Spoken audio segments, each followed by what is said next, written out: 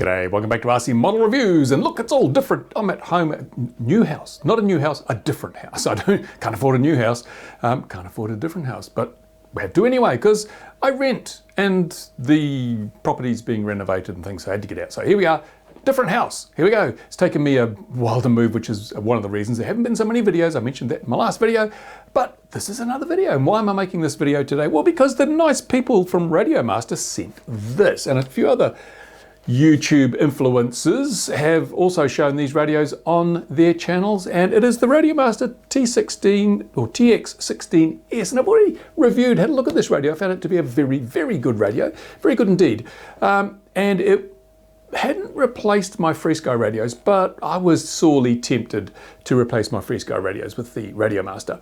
Mainly inertia is the only thing really stopping me, but this has changed my mind, and this will be my radio for the summer. This is going to be my new radio. Why? Well, because RadioMaster listened. They listened to what people said and they made changes. That's pretty rare. It's pretty unusual these days in the market for a manufacturer to listen to what customers are saying. FrSky don't do it. They just tell you what you're going to get, and if you don't like it, tough. But RadioMaster have really listened, and I mentioned that when I reviewed the product, that I was so impressed with the way RadioMaster took on board feedback, criticism, constructive ideas, and integrated all that into their newer product releases. So what have they done to make this really good radio even better? Well, I'm going to give you a quick rundown, but I'll do a full video on this at the studio, at the workshop when I get out there, when I finish unpacking all these boxes that are surrounding me at the moment. But I'm going to just run down very quickly. First of all, the old RadioMaster, or the other RadioMaster I've got, is black, and black is not a good color for the summer. I've mentioned this on a number of occasions. In fact, I was the guy that finally convinced FPV goggle manufacturers to stop making black goggles, because FPV is best in the summer, in the sun, and those goggles just get so damn hot on your face or lying in the sun. It's a stupid color to make FPV goggles. In fact, it's a stupid color to make anything RC that's going to be used in the sun. So the old RadioMaster, if you left it out in the sun, you get a bit hot, you get a bit toasty, you get a bit warm, and that's not good because electronics don't like being warm. The hotter the electronics, the shorter the life. So you really want to keep them as cool as possible. So since we don't usually fly indoors and half the year isn't winter, it made no sense to have a black radio. This is not black. You might have noticed, it's not black. It is silver. And it seems that RadioMaster are making a range of different options. Silver is one of them. I see Pavel got gold, if other people have had purple inlays and things. And I'm so glad that RadioMaster sent me this color, because this to me is the perfect balance between bling and sophistication. I think Pavel's was a bit gaudy, the gold. I'm not a fan of, over the top rapper style transmitters, but this is silver, so it will reflect hopefully a lot of the heat of the sun, so it won't get too damn hot. But it's not gaudy and garish and overstated. It's just silver. What more could you want? So what they've done is that this wheel here feels much better than it did in the previous one, which was a bony contention. People said, it's not very good. This feels quite nice. And the throttle stick feels, ooh, I don't know what they've done. It feels almost like it's fluid damped. Maybe it's my imagination, if I've got any left. But that throttle stick is really nice. Maybe it's a little too damped for freestyle mini quad, where you want a lot of rapid throttle action, but I will find out when I fly it. And the other big thing, one of my complaints when I reviewed the product was it didn't have a folding handle, but look, it has a folding handle. And that's where the jumper was better than the RadioMaster because it comes with a folding handle. The original RadioMaster didn't have that, but this one, they've gone one step better. Look at what jumper's done, and they've taken it to the next level, because this is a metal handle, not flimsy plastic, it's actually solid metal. So that's not gonna break or twist. You can put that in your pack, lay it down, or wherever. Super low profile now. Brilliant, just what we were hoping for. Now, it's not all positive. They haven't fixed the sliders. There's still no real center detent in those sliders, which I think is important, but it's not a deal breaker for me now. It was a while ago, but now that they've fixed the color and they've fixed the handle on things, I can't not use this radio. It is so damn good.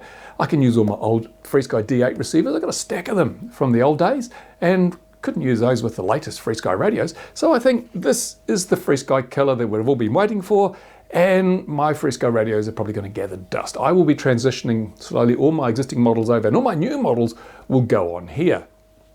Just waiting for some 18650 batteries to arrive. It's got a built-in charger. Yay, all the good things that you expect and love. And of course, if you've got for Spectrum or FrSky or any other receiver, you can use them with this. This is great. This is fantastic. So I'm chuffed to bits with this change from RadioMaster. It's made the best radio even bester, if that's at all possible. Anyway, so there you go. They also sent me a charger to review. They've sent a lot of chargers. This is the Toolkit RC. Now they've been making these tiny little chargers for quite some time now, and I'm so impressed with them. I use them all the time, and they've been getting better and better. First of all, they had it was a 150 watt charger in a small form factor, which was great. Then they went to the 2-port one. They got a 400 watt one, and now they've got this tiny little one called the M4AC. AC powered chargers. Now, of course, the other ones were all, you had to power them with a LiPo or a power supply, but these you plug into your mains power, so you can charge your battery with that, all that extra fluffery of having to have power supplies and things. It's a tiny little one. This, I think it's only about, 20 watts or something? 30 watts, 30 watt charger. Only goes up to 4S. It's obviously going to be great for, if you've got something at home that you fly around the house, this charger will do the trick quite nicely. But they also sent a much more capable charger, again, a mains charger. So you don't need a power supply, just plug it in.